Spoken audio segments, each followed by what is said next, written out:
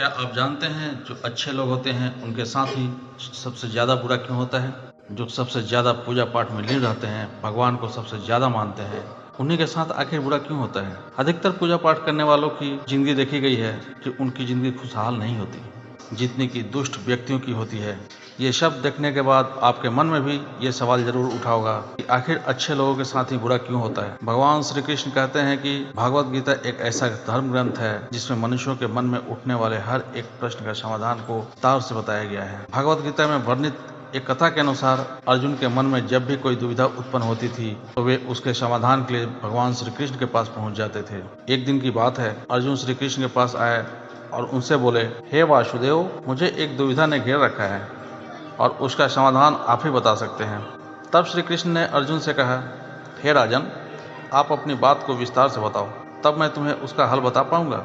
अर्जुन बोले, हे नारायण, कृपा कर आप मुझे ये बताइए कि अच्छे लोगों के साथ हमेशा बुरा ही क्यों होता है जबकि बुरे लोग हमेशा खुशहाल ही दिखते हैं। अर्जुन के मुख से ऐसी बात सुनकर श्री कृष्ण बोले, हे राजन, मनुष्य जैसा दिखता है या महसूस करता है वैसा वास्तव में कुछ नहीं होता, बल्कि अज्ञानतावश उसकी सच्चाई को समझ ही नहीं पाता है। श्री कृष्ण की बात सुनकर हैरान हो गए और बोले, हे नारायण, आप क्या कहना चाहते हैं, मैं समझ नहीं पा रहा हूँ। तब भगवान श्री कृष्ण ने अर्जुन को बोले कि मैं तुम्हें एक कहानी बताता हूँ, उस कहानी के माध्यम से तुम अवश्य ही समझ जाओगे। हर प्राणी को अपने कर्मों के अनुसार ही सुख दुख मिलते हैं, अर्थात जो अच्छे कर्म को करता है उसे अच्छा फल मिलता है और जो बुरे कर्म करता है उसे बुरा फल मिलता है, क्योंकि अच्छे कर्म और बुरे कर्म इंसान पर ही निर्भर करता है। प्राकृतिक प्रत्येक मनुष्य को अपनी राह चुनने का मौका देती है, पर इसका फैसला मनुष्य के ऊपर निर्भर करता है कि वह किसके साथ चलना चाहता है। यह व्यक्ति विशेष की इच्छा पर निर्भर करता है।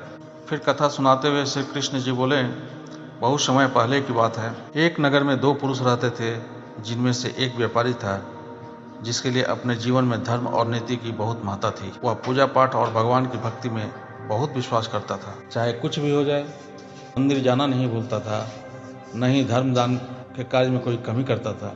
चाहे कुछ भी हो, वह भगवान की नित्य पूजा अर्चना किया करता था।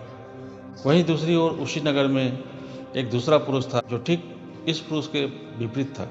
वह मंदिर तो जाया करता था, पर पूजा करने नहीं, मंदिर के बाहर से चप्पल और धन चुराने के लिए जाया करता था। उसे दान धर्म न्याय नीति किसी से कुछ लेना देना नहीं था। बस उसे इतना ही लेना देना था कि वह मंदिर जाए और चोरी किया करे। इसी तरह समय बीतता गया और एक दिन उस नगर में जोर की बारिश हुई, जिसकी वजह से उस मंदिर में उस पंडित के अलावा कोई नहीं था। ये बात जब दूसरे आदमी को पता चला, जो हमेशा चोरी किया करता था, तो उसके मन में एक ख्याल आया, अब यह सही मौका है मंदिर का सारा धन चुराने का। अब वह बारिश में भीगता हुआ मंदिर पहुंच गया। मंदिर पहुंचते ही उस चोर ने पंडित से नजर बचाते हुए मंदिर का सारा धन चोरी कर लिया और बड़ी प्रसन्नता से वहां से निकल गया। उसी समय धर्म कर्म पर विश्वास करने वाला व्यापारी भी मंदिर पहुंचा और भगवान के दर्शन किया, परंतु दुर्भाग्य से मंदिर के पुजारी भले व्यक्ति को ही चोर समझ बैठा और शोर मचाने लगा। शोर सुनते ही मंदिर में लोगों की भीड़ जमा हो गई और सभी लोग उस भले व्यापारी को ही चोर समझ बैठे। फिर उसे अपमानित करने लगे। यह सब देखकर वह भला व्यक्ति हैरान रह गया और उसे समझ नहीं आ रहा था कि उसके साथ ये क्या हो रहा है। फिर वह लोगों से बचता हुआ उस मंदिर से भाग निकला, लेकिन दुर्भाग्य ने उसका साथ वहाँ भी नहीं छोड़ा। मंदिर से बाहर निकलते ही वह एक गाड़ी से टकरा गया और वह भला व्यक्ति घायल हो गया। फिर वह व्यापारी लंगड़ाते हुए घर को जाने लगा। तभी रास्ते में उसकी मुलाकात उस दुष्ट व्यक्ति से हुई जिसने मंदिर का धन चोरी किया था। वह दुष्ट व्यक्ति झूमता हुआ और नाचता हुआ जोर जोर से बोल रहा था कि आज तो मेरी किस्मत ही चमक गई, एक साथ इतना सारा धन उसे मिल गया। जब व्यापारी ने उस दुष्ट व्यक्ति की बातें सुनी तो उसे बहुत हैरानी हुई और क्रोधित होकर उसने अपने घर जाकर भगवान की सारी मूर्तियां निकालकर फेंक दी और भगवान से नाराज होते हुए अपने जीवन को व्यतीत करने लगा। कुछ समय पश्चात दोनों ही व्यक्तियों की मृत्यु हो गई और दोनों ही यमराज की सभा में पहुंचे। उस व्यापारी ने उस दुष्ट व्यक्ति को खड़ा देख क्रोधित स्वर में पूछ ही लिया, मैं हमेशा अच्छे कर्म करता था, पूजा पाठ दान धर्म में विश्वास करता था, जिसके बदले जीवन भर अपमान और दंड मिला, और इस अधर्म करने वाले पापी को नोटों से भरी पोटली आखिर क्यों? इस पर यमराज ने उस भले व्यक्ति को बताया कि पुत्र, तुम गलत सोच रहे हो। जिस दिन तुम्हें गाड़ी से टक्कर लगी थी, वास्तव में वह दिन तुम्हारे जीवन का आखिरी दिन था। तुम्हारे द्वारा किए गए अच्छे कर्मों का कारण ही तुम्हारी मृत्यु एक छोटे से चोट में परिवर्तित हो गई।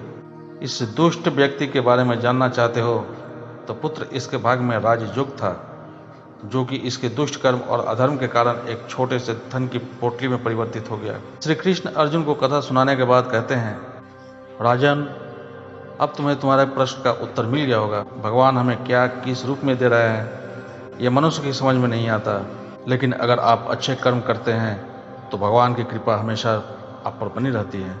अतः आपको अच्छे कर्मों को करने से कभी भी पीछे नहीं हटना चाहिए। अच्छे कर्मों का फल भी इसी जन्म में ही मिलते हैं।